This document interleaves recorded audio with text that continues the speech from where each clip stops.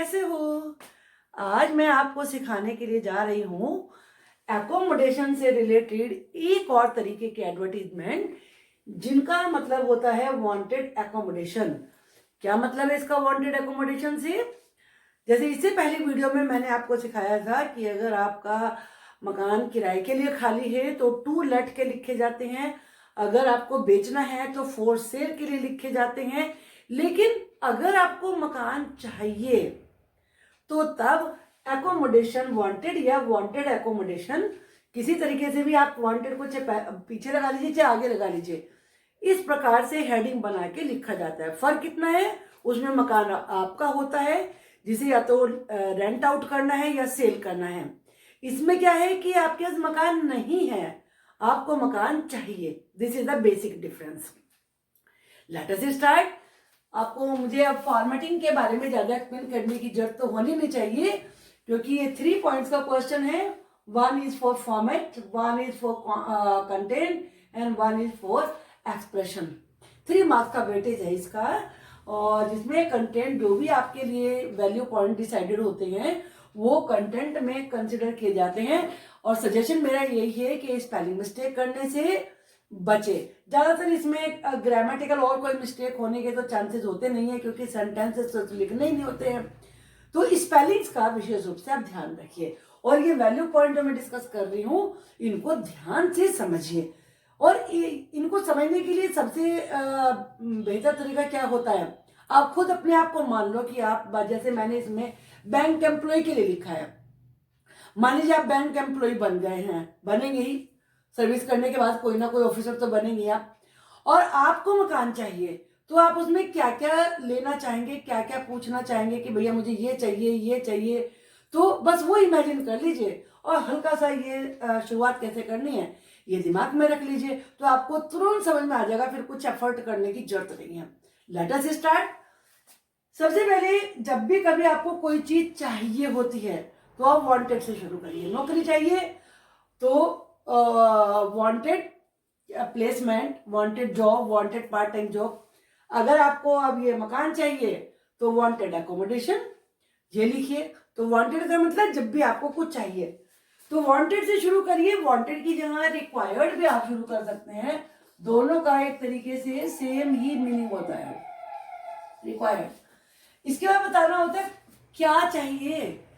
Flat चाहिए, house चाहिए, bungalow चाहिए, या शॉप के लिए प्रीमाइसेस चाहिए, ऑफिस के लिए प्रीमाइसेस चाहिए। प्रीमाइसेस का मतलब होता है जगह चाहिए। बस यहां पे आपको चेंज करना होगा, वेगर किस जगह चाहिए, एट द प्राइम लोकेशन। कोई आप इसमें लोकेलिटी भी आप इसमें मेंशन कर सकते हैं, लेकिन चूंकि अभी आप लिखना सीख रहे हैं तो एक सिंपल से याद रखिए, प्राइम लोकेशन या पोस्ट कॉलोनी।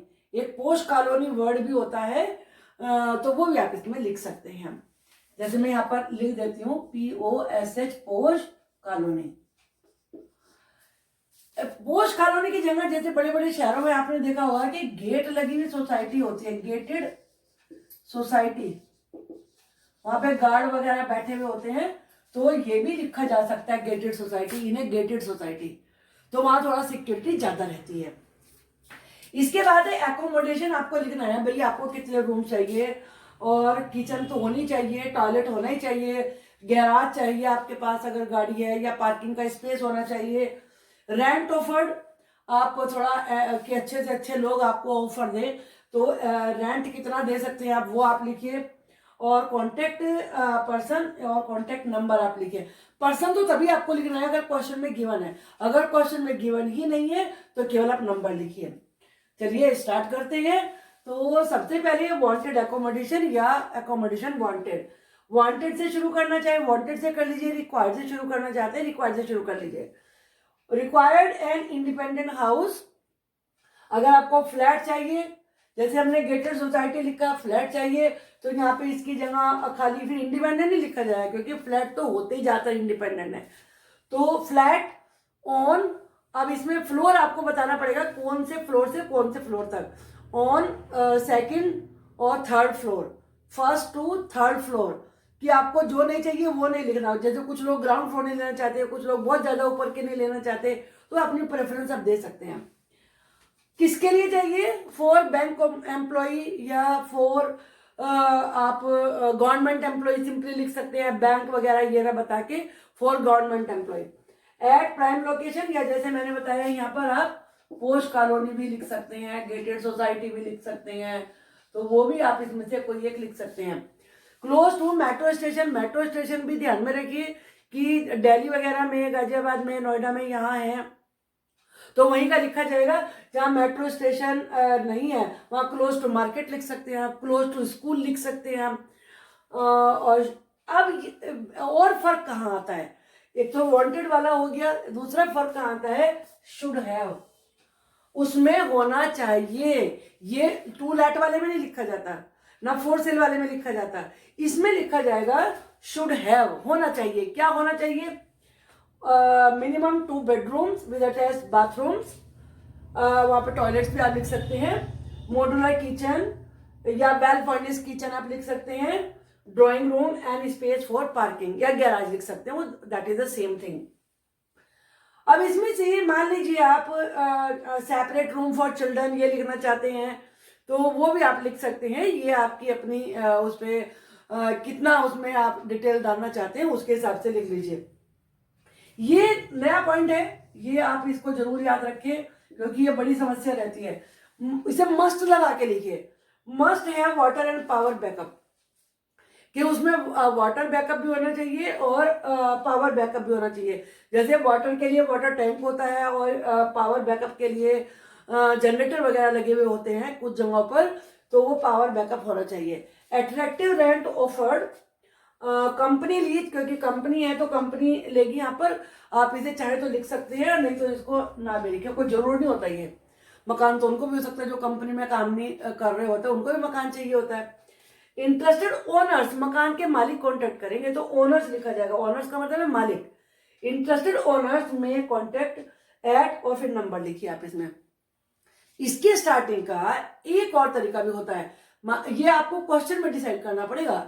अगर क्वेश्चन में कंपनी का नाम लिखा हुआ है कि ये कंपनी अपने एम्प्लॉय के लिए एकोमोडेशन चाहती है तो आप कंपनी के नाम से शुरू कर सकते हैं, जैसे मैंने यहाँ पे करके दिखाया है। मान लीजिए हिंदुस्तान लीवर लिमिटेड को मकान चाहिए अपने जनरल मैनेजर के लिए, जो बड़ी बड़ी कंपनियां होती हैं वो इस तरीके से करती भी हैं।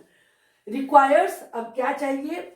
एकोमोडेशन, इंडिपेंडेंट हाउस या फ्लैट, तो वो आप यहाँ पे लिख देंगे फॉर इट्स जनरल मैनेजर।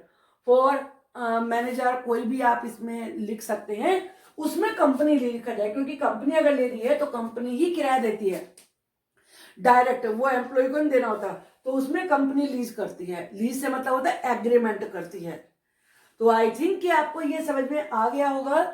एक बार आप ध्यान से सुन लेंगे इसको तो आपको कभी भी लिखने में परेशानी नहीं होगी, और ये तो लाइफ लॉन्ग काम आने वाली चीजें हैं और कभी भी आपको अपना मकान किराए पे देना भी हो सकता है जब आप आगे बड़े ऑफिसर बनेंगे, और आपको लेना भी हो सकता है अगर आप किसी बड़े जगह पर ट्रांसफर होते हैं तो।